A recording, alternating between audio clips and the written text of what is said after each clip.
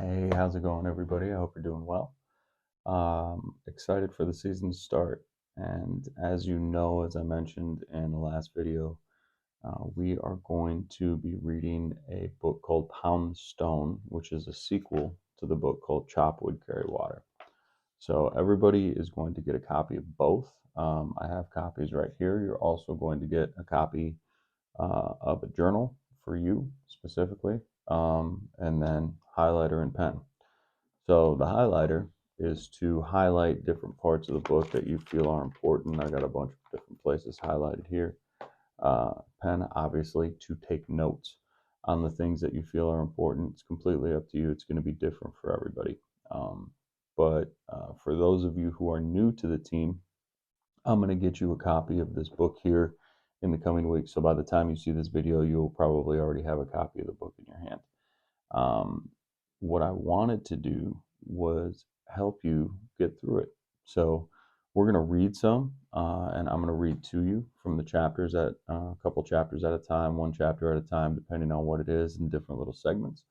And then I'm going to break down what I feel is important from that chapter and how it can relate to us so that you can catch up on what the rest of the team did last year. And if you'd like a refresher from last year, you're welcome to follow along again, and then we'll read the other book together in the practices. So let's go ahead and get started. So chapter 1 of Chop Wood, Carry Water by Joshua Metcalf.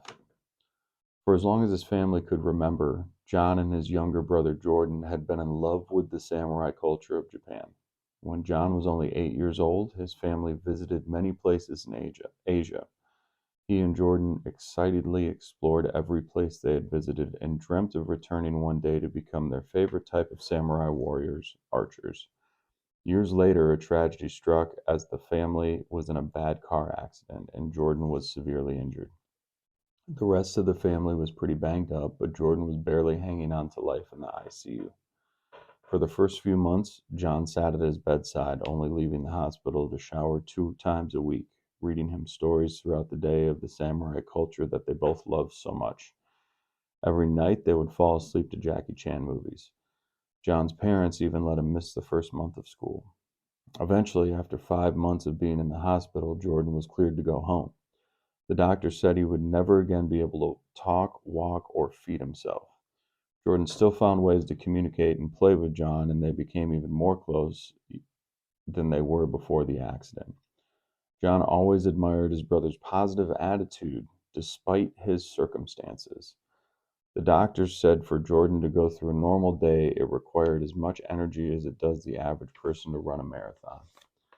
As John entered his teenage years, he never forgot about the shared love of the samurai, and over time his fascination turned into deep admiration and lasting respect.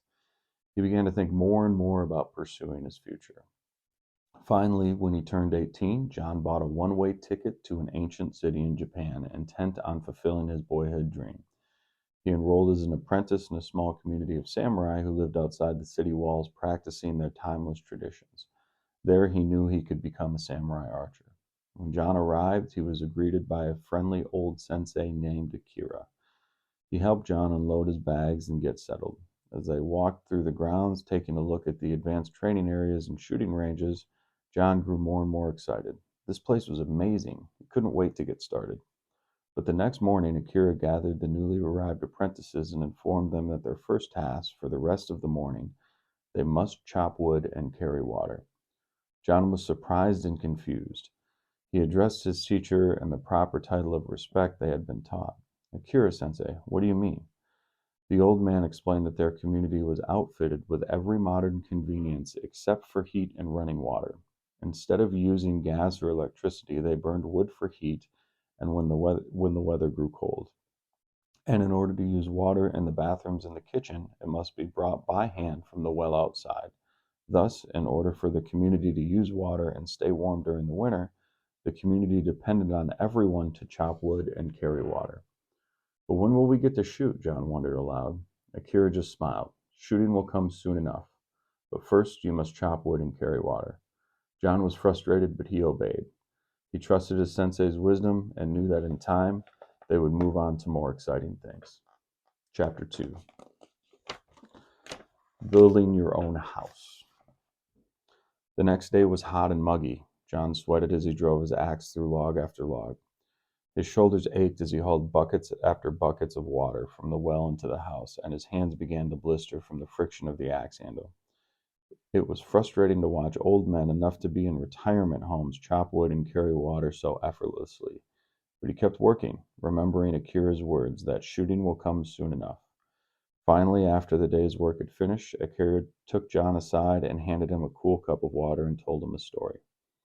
He told John that in Japan they have a deep love for architecture, and there was once a man named Koda who built some of the finest houses in all of Tokyo.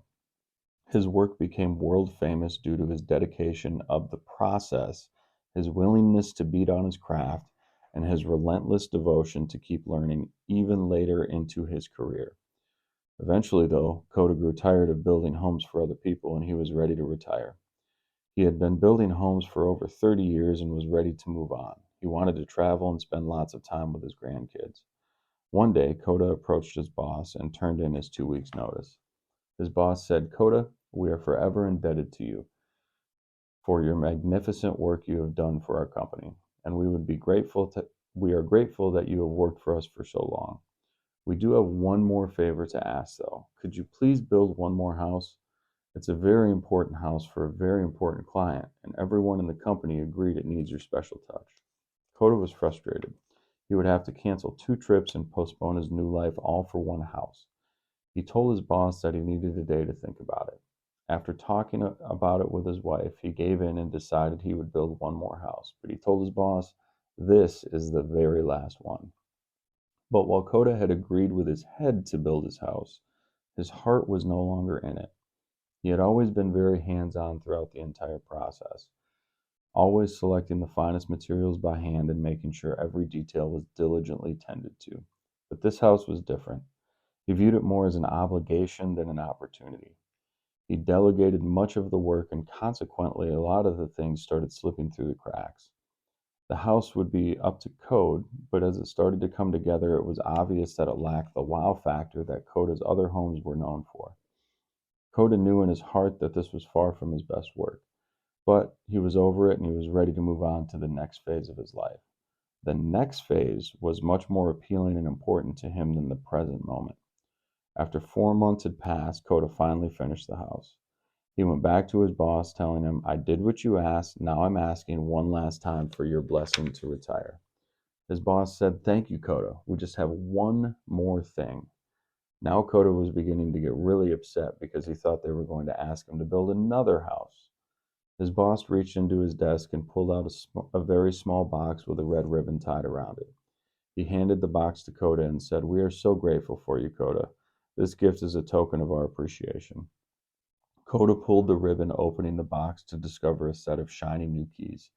His boss smiled. "The house is yours. You deserve it." Immediately his heart sank. Unbeknownst to Koda, the whole time he had been building his own house. If only he had known the house was his own, he would have cared so much more. He would have not only used the finest materials, and he would have overseen every detail and given it all just like he had always done. But now it was too late. Akira looked at John and said, "The only thing that is truly significant about today or any other day is who you become in the process. Think about it, John. What good is it to reach this top if you skip steps to get there? Would you want the person flying your plane or performing your surgery or handling your money to have cheated? Each of us are building our own house. Sometimes you might think you are building for your school, your family, your company, or your team, but you're always building your own house. I hope you build it wisely." The story hit home for John, and he really started to think deeply about his own life. He sat in silent contemplation while wondering if he had been building his house wisely. So that's the couple chapters for today. And what I want to talk to you about with that is the importance of putting your whole self into the things that you're studying, into the things that you're doing. It does not matter if it is something you're excited about.